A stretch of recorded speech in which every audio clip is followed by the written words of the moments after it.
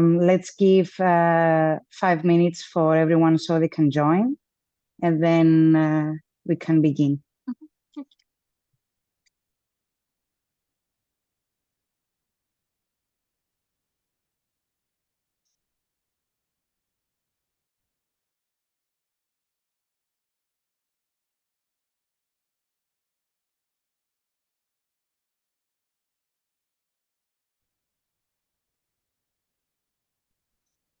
So together we have Mrs. Polina Nikolaou, who is an experienced professional in developing and executing successful research projects in the cultural sector, and she will be the presenter for us today. Thank you, Polina, for this presentation. I'd like to say a few words about Polina to introduce herself, and then a few words about today's seminar, and then she can begin her presentation. So has a rich background in as a research and cultural management consultant, and she has built a solid background in both heritage and academic sectors. Also, her diverse skill set encompasses heritage management, ethics, research and cultural sustainability, strategic planning, project management, concept design, proposal and report writing, as well as effective communication and dissemination strategies. So for today's webinar, we will look into the current museological approaches with a particular focus on ethics and how they relate to the use of digital technologies in museums. The webinar will start with an introduction to museums, explaining their role and aspirations in societies. And then Polina will continue with the presentation of the current issues in ethics that are relevant to digital applications.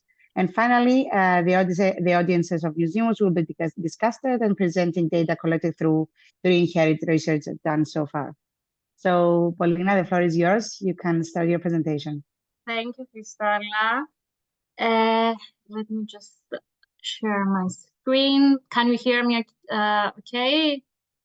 Yes, we can hear you.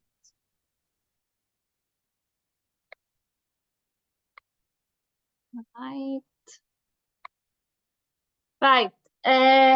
So today I'm going to talk about value. When I started thinking about this webinar, I really thought about the issue of value. My background as well is in the history of cultural heritage in museums. So it got me thinking on a historical perspective as well. So I was thinking how to start today, how for us to be on the same page.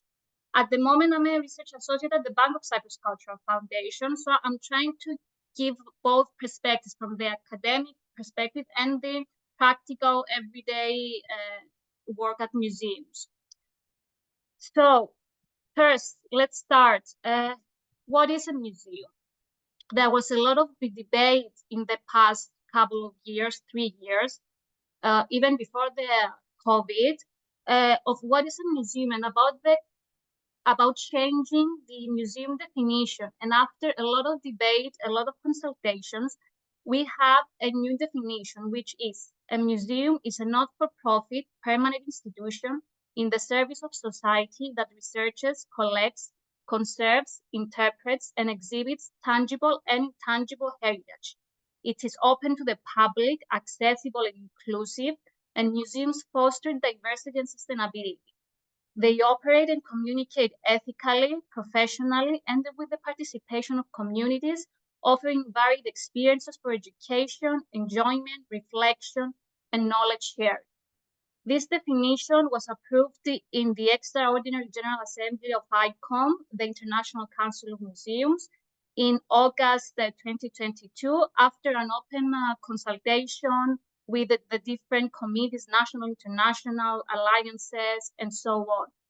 This definition is quite important because it encapsulates the paradigm shift that has happened in museums in the past couple of decades, from being collection-centric to user-centric. This means that museum work now strives to follow an inclusive and democratic human-centered approach that is open to different voices of interpretation and provide visitors with meaningful experience through active participation.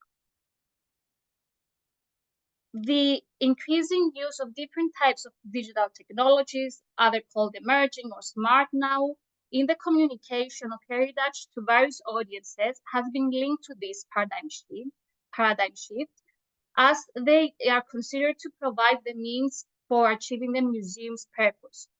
And as such, now we consider them as necessary or even normative. Digital technologies initially entered the world of museums as new technologies and focusing only on the digitization of cultural heritage museum collections. They were focusing on the objects. More than 20 years later, now that we have entered in our post-digital era, we are talking about the normative process of technologies where they have changed the ways we think about cultural heritage, about intangible and tangible heritage, how we experience it, and how we understand the relationship with our audiences. I'm sure you heard quite a few things about it in yesterday's webinar, and you will hear about it in the next webinars. I'll just have some introduction to it. So digital technologies are helping to enhance these new role of museums. They're making them more accessible, more engaging, more fun, attractive. They're capable of giving new and richer experiences to visitors of all ages, making museum experience unique and memorable. The advantages and disadvantages of using digital technologies have long been a subject of discussion in the academic world and in museums themselves. Certain disadvantages have been brought to the fore. For example, in relation to tourism, we have the risk of Disneyfication, which means entertainment is more of a priority than the provision of factual education.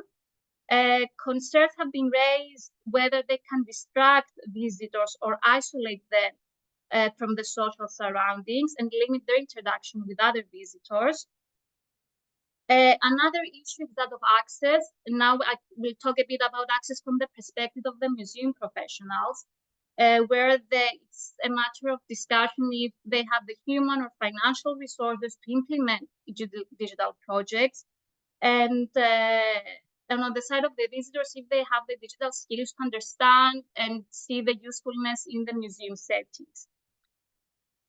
Now I want to turn your attention to ethics, how ethics relate to all of this. And this is a topic with growing importance in the field and gradually becomes a requirement. It certainly was a requirement in our project in ReInHerit.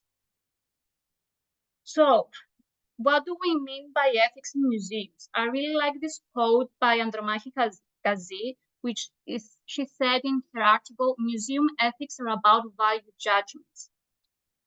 Museum professionals are constantly valuing their options in order to make decisions for every aspect of museum operation. What theme an exhibition should be, what educational activities to organize, what artifacts to display, or what artifacts to put in the storage room, what technologies to use for these activities or for the other activity. These are questions that are imbued with values, what I consider important, what I not consider important, and so on. What we consider right or wrong using our moral, professional expertise, and so on values on how we position ourselves within the world and our self-understanding. We use these ethics as a guide to make our decisions and not only answer the what, but why. Why do I choose that? Regarding museums and cultural heritage, ethics relate to broader questions about the nature of museums and their role, their purpose in society. So this also requires an understanding of museum practices, their history, their methods, their cultural products, and how they are consumed. There's a long history of museums, with the first public museums opening in Europe in the 19th century as encyclopedic museums that showed the history of the world through a linear display and showing artifacts coming from all over the world. This was the modernist approach, which has long, of course, been criticized, and we have moved forward towards an era which focuses on people, cultural sensitivity, and social responsiveness.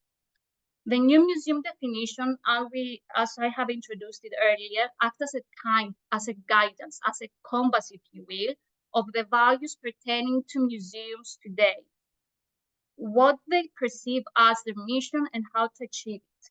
We still have the values of stewardship and knowledge, which remain strong, and the values of honesty and the sense of doing the right thing. We can see that from the decolonization wave that goes over museums in the past few years. When the focus shifted to the rights of people to control their cultural heritage, especially those coming from the first world, and on demands for the repatriation of human remains and cultural materials that were collected in former colonies, and they were transported to metropolitan museums. So all these translate into key ethical questions. We have ownership, the key question that we still haven't have a definite answer. Who owns the past? Remembrance, what to keep as collective memory and what to forget. Race, gender, class, how are these represented and manifested in museums? Climate crisis, illicit antiquities trade, conflicts, what happens with heritage in times of war, what do we value? We've seen wars happening around us everywhere at this point. Inclusion and exclusion, global inequalities. All these are ethical tensions between the purposes of museums and the diverse experiences and expectations of those communities that value it. This means that what seems right in one place, it might not be in another context. And this is what we have been calling the new museum ethics that has been informed by social justice and the human rights agenda that museums want to make them more socially inclusive and responsible. At the core of this agenda is the idea that museums have moral agency.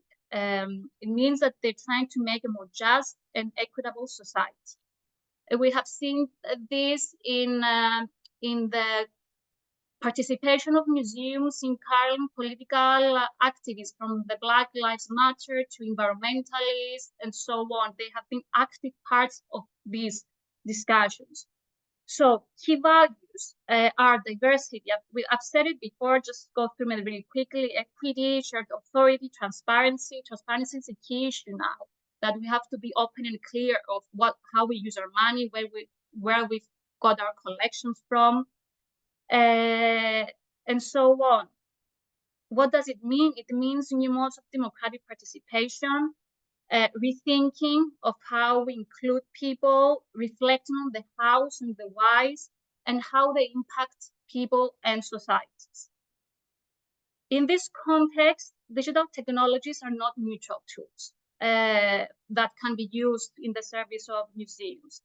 The politics and power relationships inherent in the, let's say, physical world, which I don't really like that, but what happens in museums, they are transported to digital technologies. And all the ethical questions present in museums should be reflected upon how they are manifested with and on digital technologies.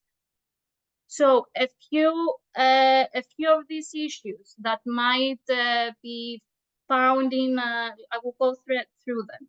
So we have a lot of this term, user-generated content. Questions that might arise is the shared authoring process. Again, issues of ownership and emotional impact, issues of moderation, who moderates the content that is being created, copyright.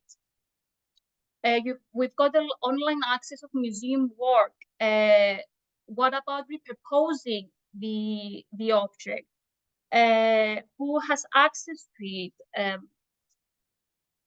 Who has access to the digital images? How are digital images used? Are they used for commercial purposes from third parties or not? Who has control over them? So we've got new ideas coming in, that of data, that of images, that of access in the digital world. Representation. So we've got representation in terms of image, of sensitive material, in terms of unprovenanced or provenance objects.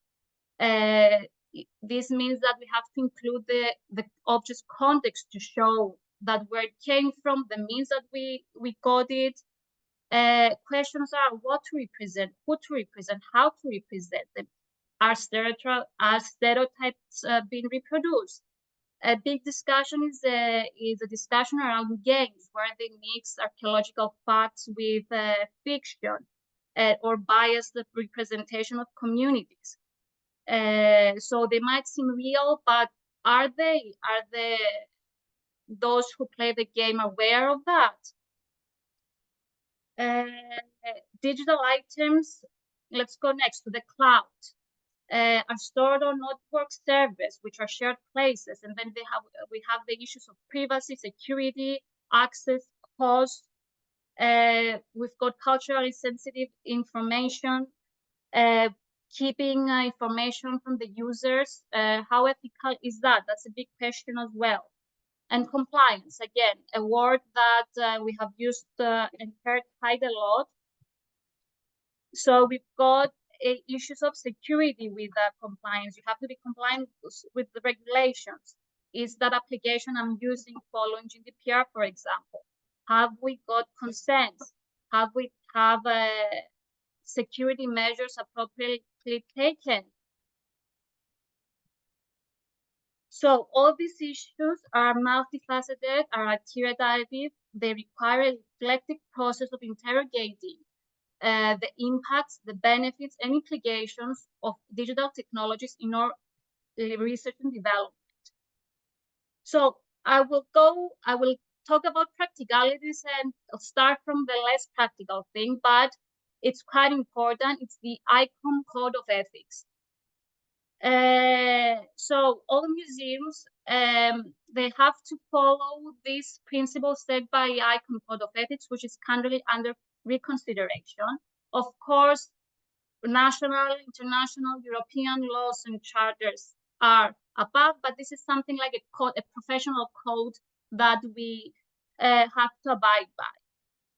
So the universal principles that define museum ethics, meaning selflessness, integrity, objectivity, accountability, openness, honesty, and leadership, become concrete as these codes of ethics and guide museum professionals to position themselves towards ethical dilemmas. They're useful because they're making abstract ideas into more concrete terms. Again, these are ethics regulations codes that were agreed upon in 2004, so they are in dire need of update, and this is what has been happening now. So you will see again that museums preserve, interpret, and promote the natural and cultural inheritance. They are concerned with the strategic direction and oversight of museums. They maintain collections for the benefit of society. Their duty is to acquire, preserve, and promote their collections.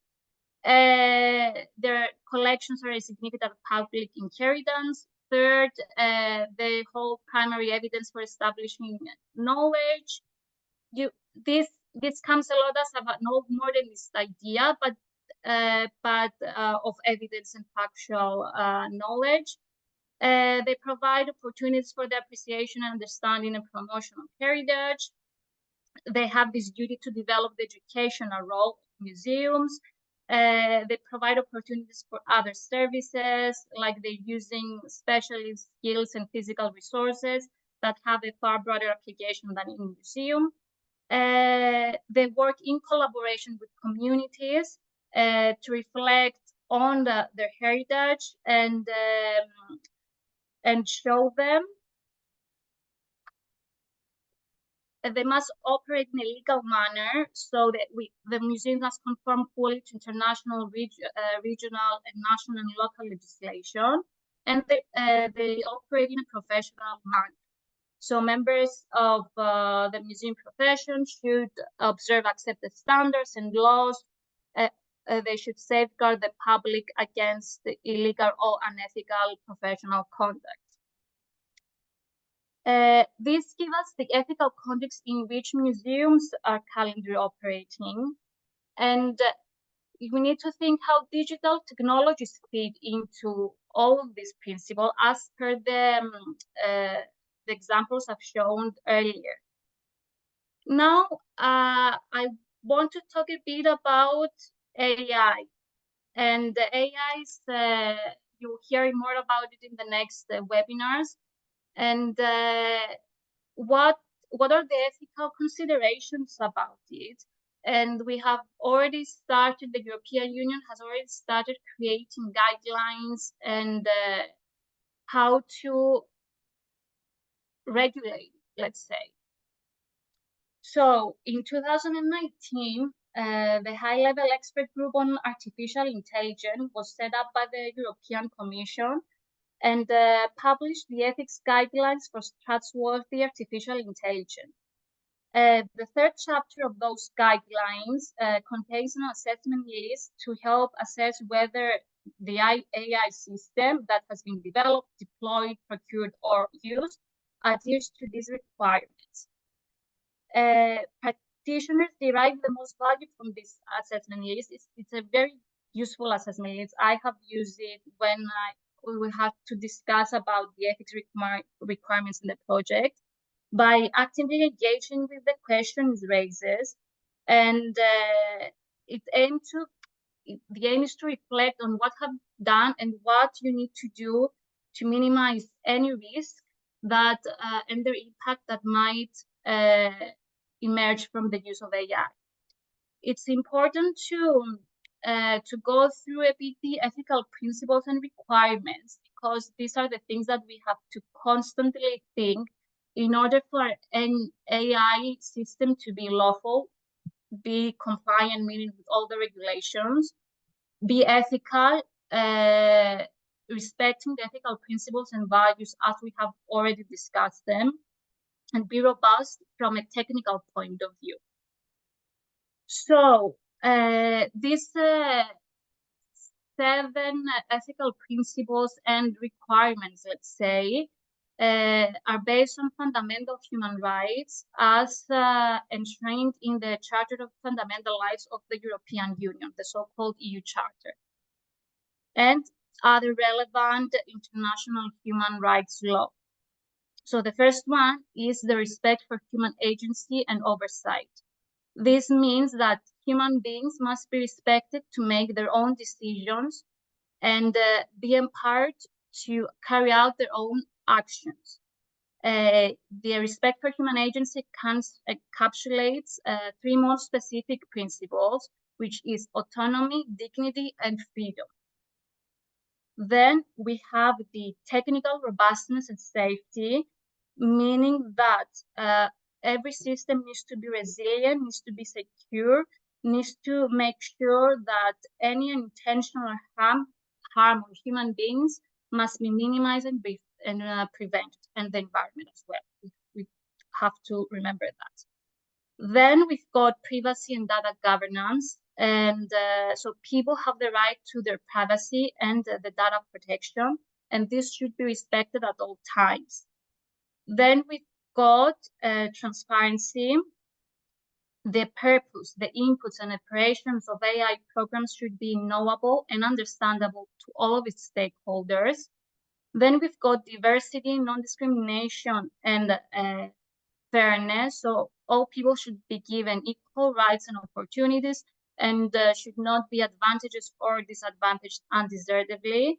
Also, unfair bias must be avoided. Here you have the question that was raised in our research with professionals, is that we have the basic issue of who has access to the internet.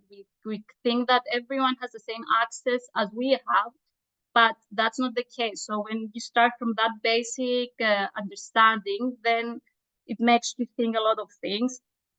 So we've got environmental and societal well-being, which means they should contribute and not harm the individual, social, environmental well-being, and accountability, another big term we hear a lot.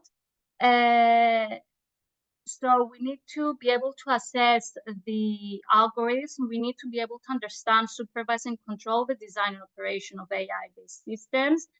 And the actors involved in their development should take responsibility for the way that these applications function and for the resulting consequences. So I started going through this in the past couple of months, so I'm still trying to see how we can work with them, and that's why the partners in the project have helped a lot in it. And as Paola is here, that he can contribute in this as well. An all-important and relevant legislation is GDPR. So the European Data Protection Regulation has been applicable since 2018, and the aim was to harmonize data privacy laws across Europe. The aim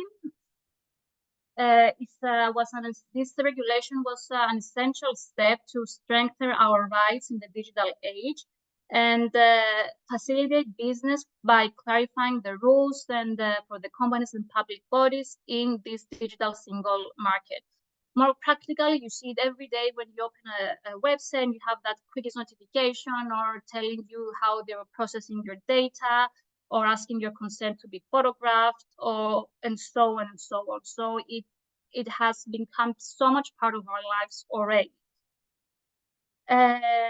So we have to consider in museums and in development of the technologies, we need to consider and make sure that we are in compliance with these recommendations and GDPR, of course, and align them with our museum practices. To be now a bit more practical and help the teams that will develop their applications, I will go through some questions that we have developed in the project. Here, I need to give credit to Chiara Zoani from the University of Graz and Styliani Glafous from Science, who are both experts, Styliani with the ethics and Chiara with the digital humanities. And I came from the museum perspective, the theoretical museum perspective, that the three of us together, we have put some questions to help the project, the ReInHerit project, abide by these ethical requirements. And I'm going to share them with you to help you think about them while you are developing your applications. So the first one is training data sets. The importance here is whatever bias exists in terms of a representation of language, inclusion, exclusion, misinformation, and so on. If you don't consider it when you use your training data, it will go in your AI or other digital system. So the questions regarding the presentation, bias, and truth that you need to consider. Did you create the data set or are you using an existing one? What is the source of either the existing or the one you created? What content have you used or created? Is that content relevant and useful in the scope of your application? What measures have you taken to test, monitor, or rectify this any negative or bias discrimination in training data or algorithm design? The next one is user data. This relates a lot to the GDPR and the protection of processing personal data. So things to consider. Do you collect personal user data? Do you inform the user of when and if you collect them? Have you conducted an assessment of is it necessary? This is called is it proportional? This is the proportionality term is very important. What type of user data do you collect? How do you store them? Where? For how long? Did you use any third parties to do that? What are the safeguards you adopted? And how do you inform your users? Have you gotten their consent for this? Then we go to data security and measures to be taken. How exposed are your applications to cyber attacks? Did you assess any potential forms of attacks or vulnerabilities? What safety measures you have in place? Could the user data request and could the data be deleted? Will you share the data with any third party? what is the time frame for the security coverage and their updates. So we see a lot of the terms that we have already talked about: security, access, ownership, coming up constantly. Then we have copyright. So this is quite important, and especially in terms of commercialization, this is one of the first steps that you need to consider, actually. So again, what is the copyright of the training data? What basic conventions have you used to align the description of the training data to the scientific standards? Who owns the product or prototypes or whatever you're going to develop? Have you secured your copyright, and how do you intend to do so? So all these questions are not, of course, an official checklist, but this is a helpful guidance and for you to think while you develop your applications, and make sure that you think all of the ethics that are associated with digital technologies. Of course, not all questions, not all issues apply to all digital technologies. This is something that every team, everyone needs to consider and think what applies to us and what not. I'm going through at the end gradually, so I'm going to circle back at the beginning. And we have covered the basics of museum ethics, looked a bit at their evolution. We looked at the technical aspects of it, went through that checklist. Now I want to go back to the visitors, who today, at the end of this day, they are the core of the museums.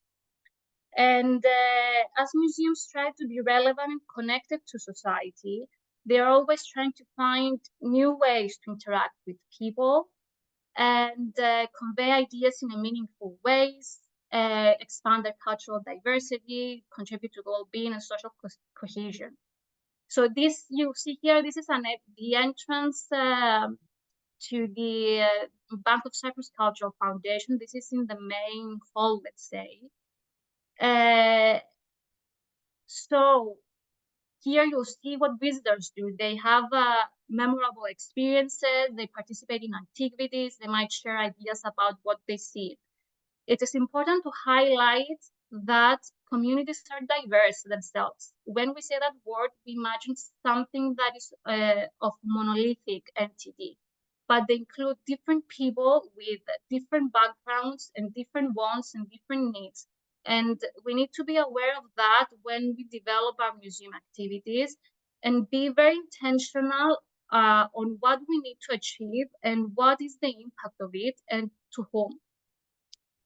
To show you an example of this, when we conducted our surveys back in 2021 with the ReInHerit, we asked a couple of questions to visitors about the educational game that science will develop, and they will talk about it in later webinars.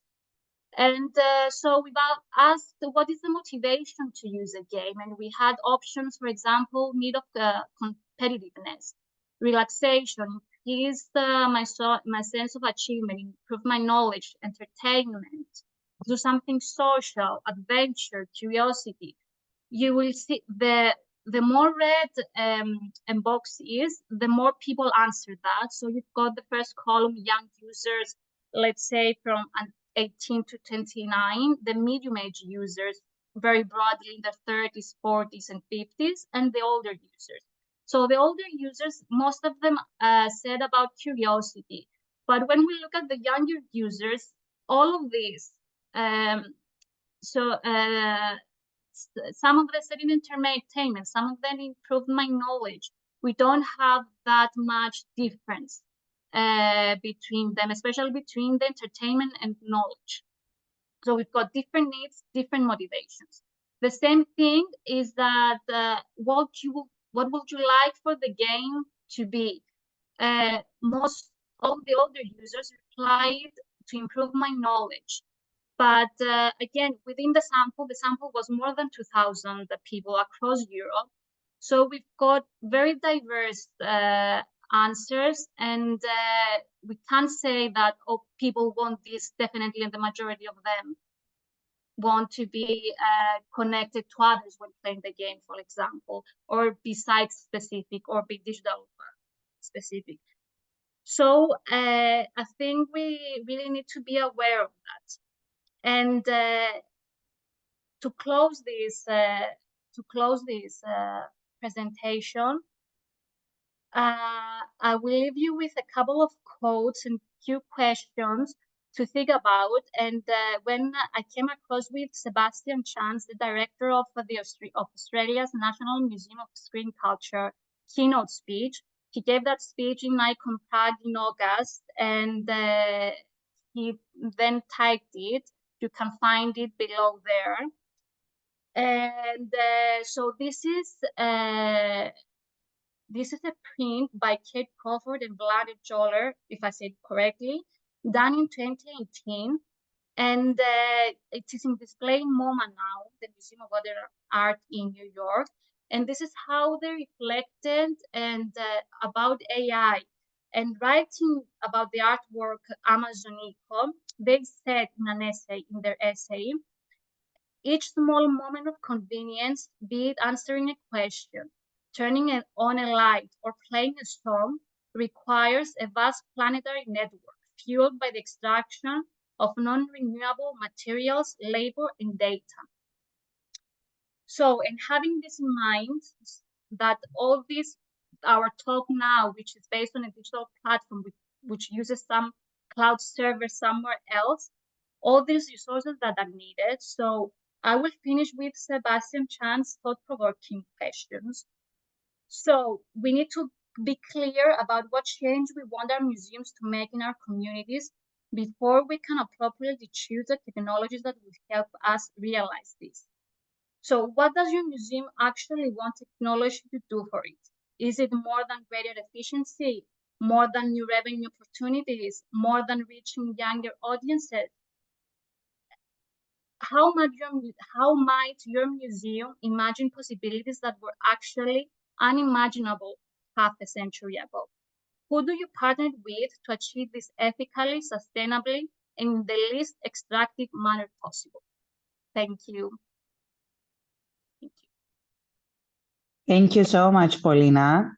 This was a great presentation, and I think you brought into light the concept of ethics, and all the participants of the hackathon should have this in mind when creating their ideas. And those checklists that you provided, I think would be helpful actually during the duration of the hackathon next weekend, and maybe all the participants could have a look at them. Of course, I'm just reminding everyone that the webinars will be available for the participants to rewatch during the weekend of the hackathon, so keep that in mind. And now I would like to open the floor for anyone who has any questions to ask Polina or me. Please raise your hand and I'll ask you to unmute.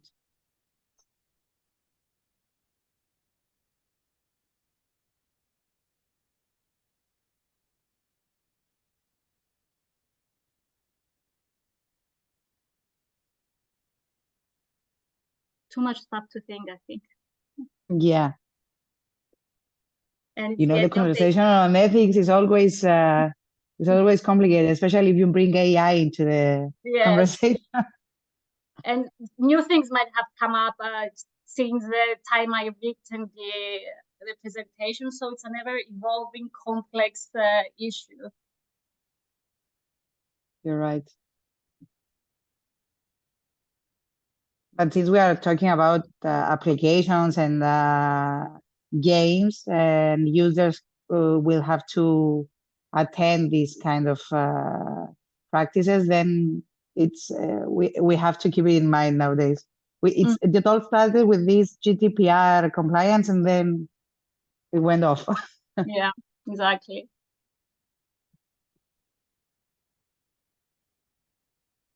Let's give a couple of more minutes, maybe anyone has any question.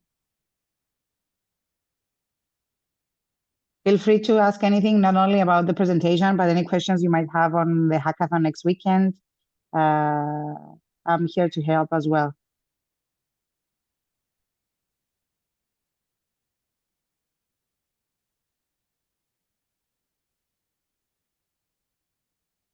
Also, I don't know if we mentioned it, the mentors will actually be there for the 2-day hackathon. So you'll be able to ask them questions there, pitch your ideas to them, and maybe talk to them even more if you want to discuss your idea or anything else you might want. Okay, so Paolo. Hi all, Yes. hi Polina. Can you hear Hi, me? Hi. Yes, Paolo. Great Hi. presentation regarding the project. It's important you summarize well what we did. And so I return I'm thinking about an aspect we described in our deliverables regarding the tools for the user engagement and especially the gamification tools of the ReInHerit toolkit. I was thinking not the specific tool for tourism, but the other tools, strike a pose, face fit, asking people to share their experience and asking people to share, for example, the picture of the faces, the pose of the bodies. So the generative AI, so using this specific argument. And regarding, this is not a question, this is only a consideration regarding the use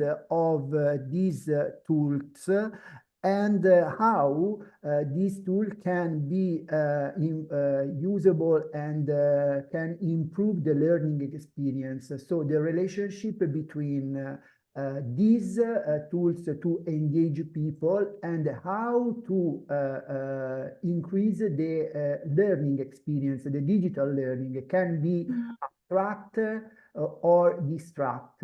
And regarding the ethics, the problem regarding the regulation of the AI, how can use, for example, ChatGPT? This is an important question. It's important to consider how can create a new way of thinking of learning, considering that when people came into museum before to distract, to have to attract them.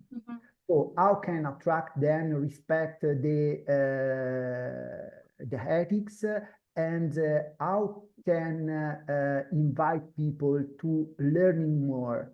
So this is good. This is really important. You talked about something regarding the problem of distracting.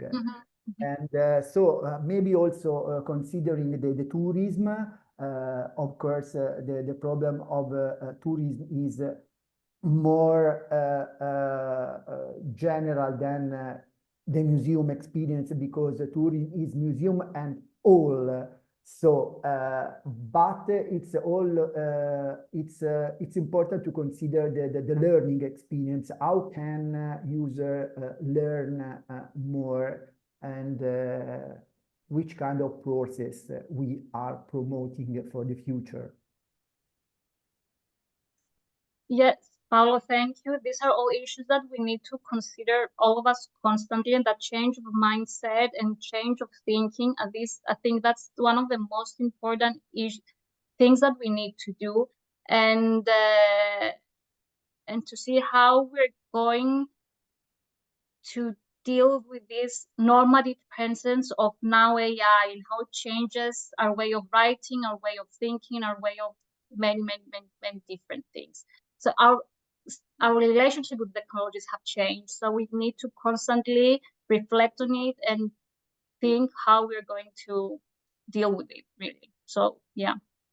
In the hackathon, perhaps we can discuss it more with the teams, all these issues that you raised, and see how they're going to deal with that when they're developing their applications. Yes, it's important to create a network. This is also the asset, the objective of our project. So Yeah.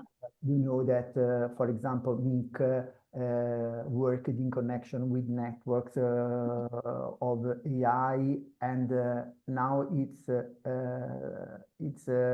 a new network, new topics that we are working on AI. So it's important to create networks and occasions like an hackathon to work in this direction. It's a new way, new mindset, but we are welcome about it. Definitely. Thank you. Thank you for your comment very much. Thank you, Paolo.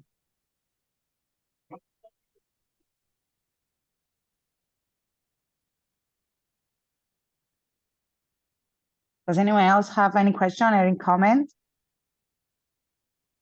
So if we don't have any other comments or questions, I'd like to thank Polina again for this great presentation and thank all of you for joining us here again. I'd like to again remind you to, if you haven't done it yet, to register through Eventbrite for our hackathon next weekend. Also, you can follow the website for any new information. I hope to see everyone on the next webinar and of course next weekend. Thank you everyone for coming today. Thank you, Polina, again. And thank you, Steliana. Bye-bye.